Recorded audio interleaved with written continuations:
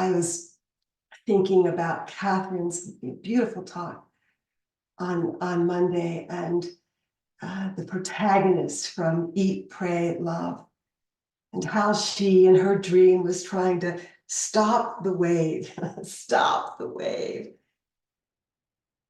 And when we learn to swim in the ocean, we might drop down or let the wave come over us, right? Drop down, or learn to ride it in, or maybe surf it in. If there's a nice swell, we can just ride up and over. There's a short guided meditation. I actually heard it from Tara Brach, and it's called the duck meditation. And she describes the duck riding out in this, riding out about 100 feet beyond the surf as it cuddles in the swell, in the swells. There is a big heaving in the Atlantic, and he's a part of it. He can rest while the Atlantic heaves because he rests in the Atlantic. But ultimately, the tide will have its way. We can learn to work with the tides, but they'll never wait for us.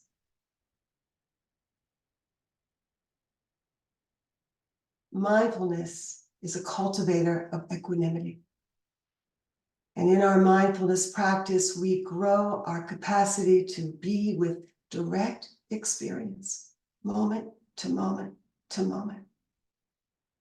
And we examine our perceptions, biases, fears, projections because of our history or conditioning, experiences, fortunes or misfortunes. And we begin to recognize, to see with a little more clarity how they interfere with equanimity. One of the great gifts of mindfulness is growing our capacity to not be so driven by the winds or the waves, whether the winds or the waves come from inside of us or outside. The vicissitudes of life,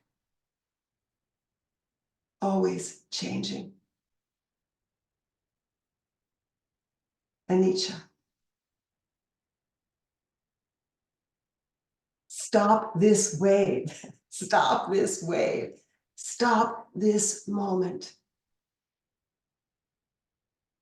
Of course we can't.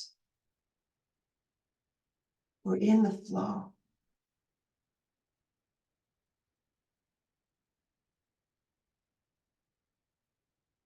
Equanimity is seen as the crown jewel of practice. Equanimity means balance. And it's the balance that is born of wisdom. And as we have been saying throughout this year, this whole year in our practice and training and cultivating of the Paramis, one of the ways we grow them is by noticing their absence. Notice how we get caught up, entangled in a twizzle. Susan likes to say, caught in a twizzle, I'm caught in a twizzle. We can feel equanimity, feel into equanimity by studying the ways that we get caught. And then we get kindly curious about how we meet this entanglement, how we might unbind and unwind a little more from it. We name it, see it, feel it. We name and see the reactive pattern, because when we can name and see it, we're a little bit out of it. And we can begin to work a little more skillfully with these patterns. And we give a deliberate and heartfelt attention to what might help us ground and settle and regain some balance. And we begin to notice how that feels.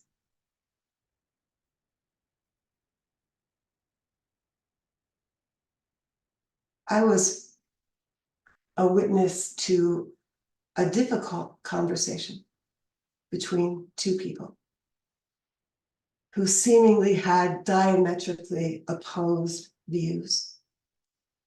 And the content doesn't matter. What really got my attention, it was like, Jay, pay attention to this. This is important. How they communicated. How each person was deliberately moving toward some understanding. Equanimity is middle. Gil Fonsdale, the Buddhist Dharma teacher,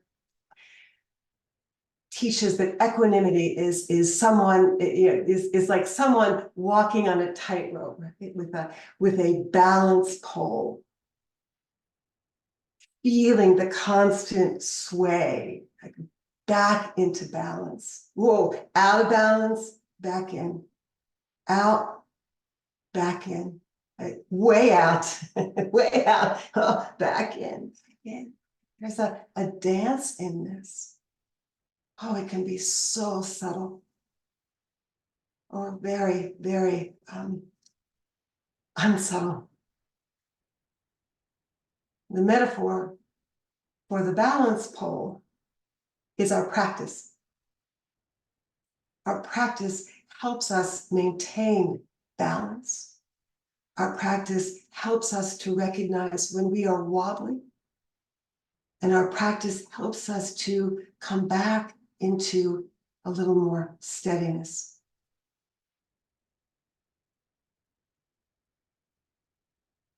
And I'm sure we can all appreciate the effort and the practice and the training and the skillfulness involved in walking a tightrope.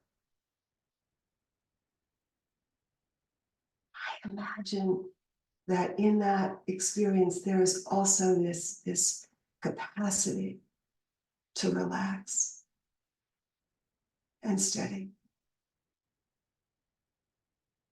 There's a calm focus, a stillness in movement.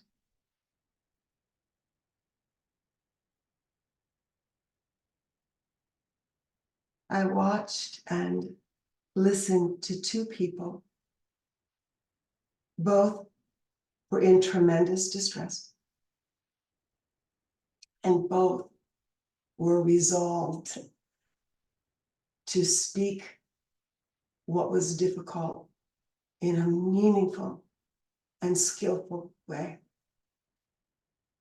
And both people resolved to listen without interrupting. Now, I thought, well, I am an audience to Sila. I am an audience to right speech, right effort, and listening. And the author, poet, teacher, Mark Nepo writes, in the world where the great technologies enable us at record speed to record, replay, cut, paste, zoom in, zoom out, and delete, listening is the crucial commitment to keep the heart untouched, the heart touchable, staying vulnerable in a way that reminds us that life is ultimately unique and unrepeatable, and that we are all connected in a deep and vibrant way. And as I think about this conversation, both articulated their views with clarity and nuance and history. They were skilled, both were impassioned and heartfelt.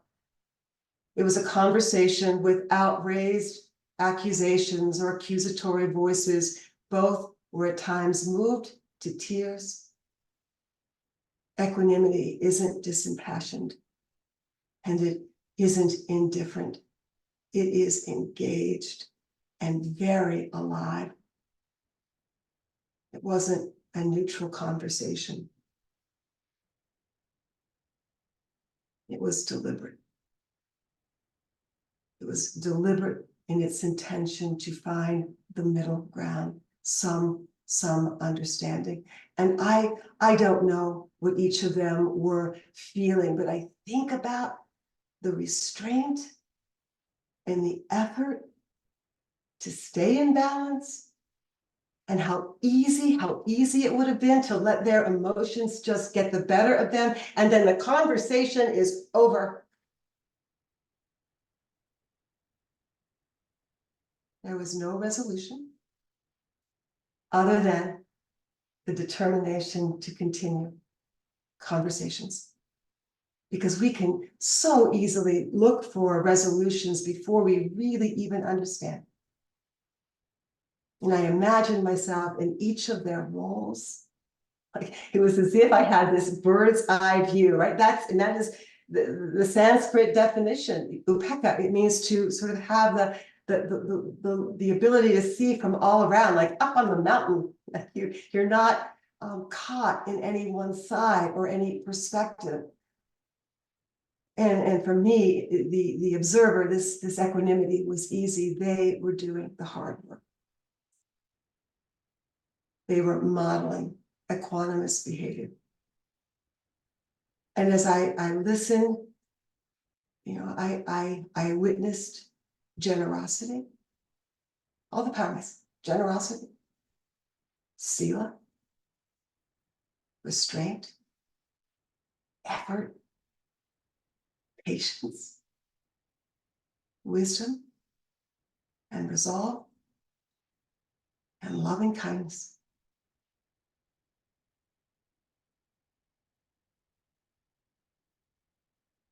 In Boundless Heart by Christina Feldman, she writes, equanimity is the deepest practice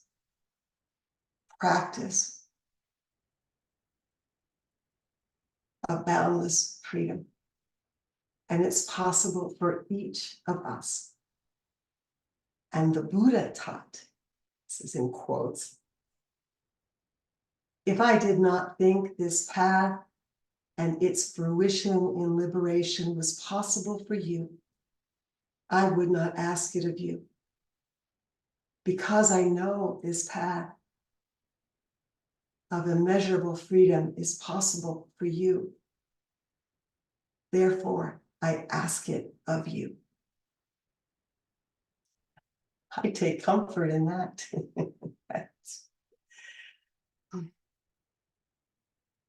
Thank you for listening. Thank you for being here. And now we have this wonderful, wonderful opportunity to practice. So let us, with some generosity and resolve, turn our attentions to these bodies. And this is part of the practice.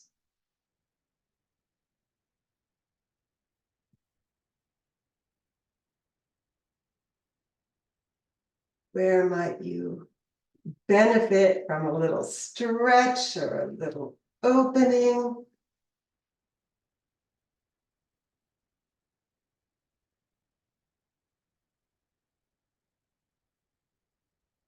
What might need to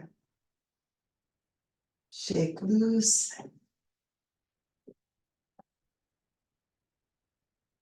Fingers, wrists,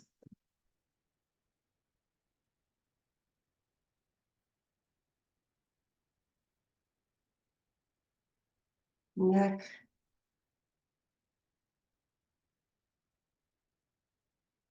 and slow enough that you can feel the movement. Sometimes feeling the edge of a stretch and breathing.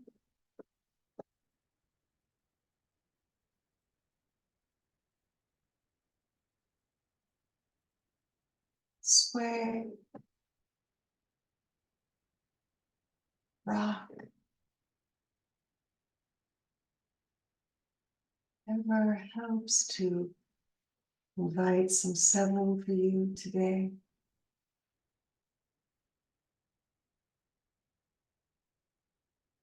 Coming into a posture that's comfortable, supported. Maybe you need a little more cushion.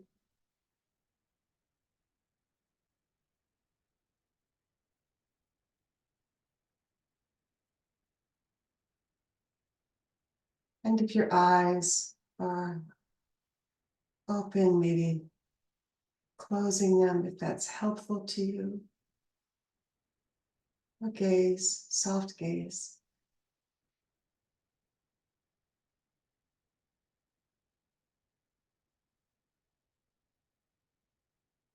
Noticing what you're present to here in this moment.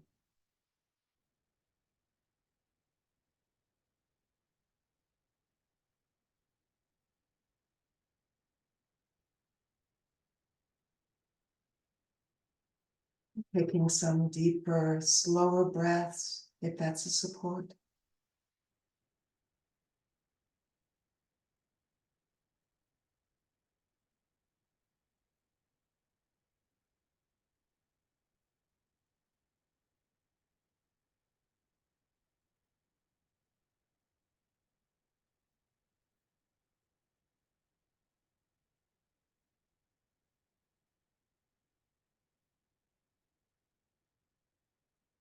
Feeling the flow of breath in you and through you and out of you.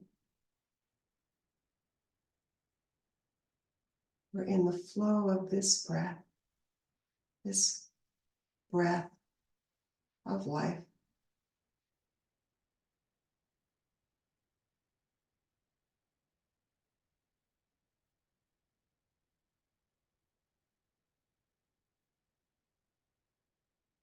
Orienting toward a comfortable breath.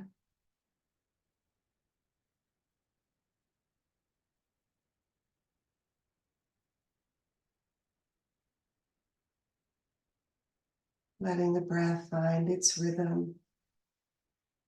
Letting the breath be.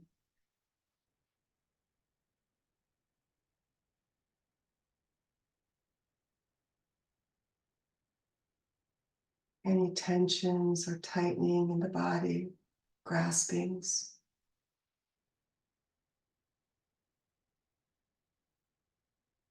Inviting them to relax without doing anything, just allowing the space for relaxation.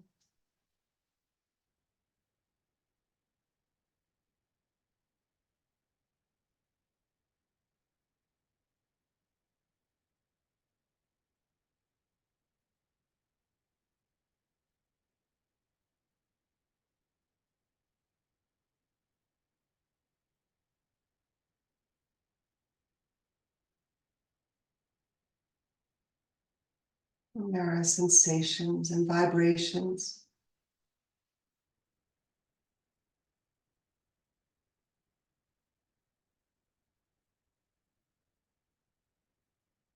And that this is the body of aliveness.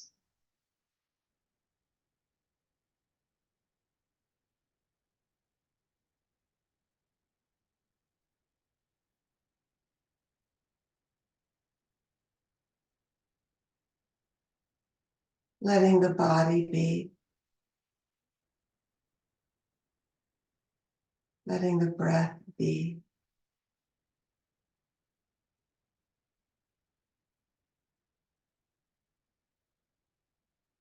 And thoughts and feelings will come and go like the waves, like the winds.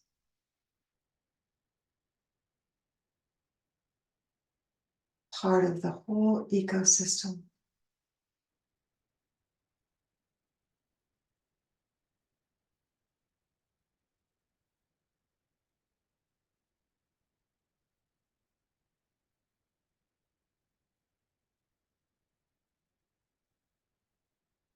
letting the heart mind be.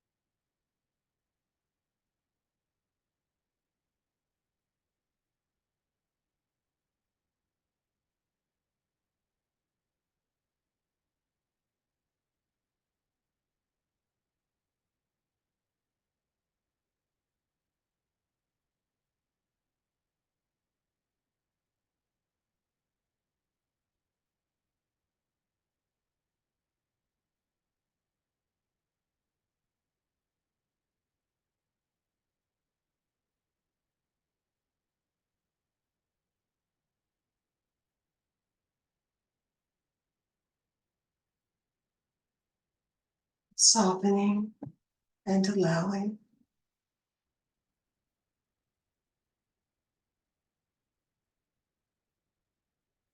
Sensing whatever level of comfort or ease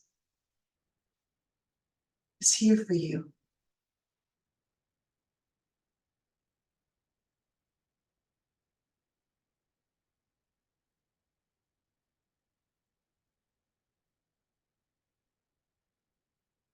Allowing this breath to invite you back to the body and presence.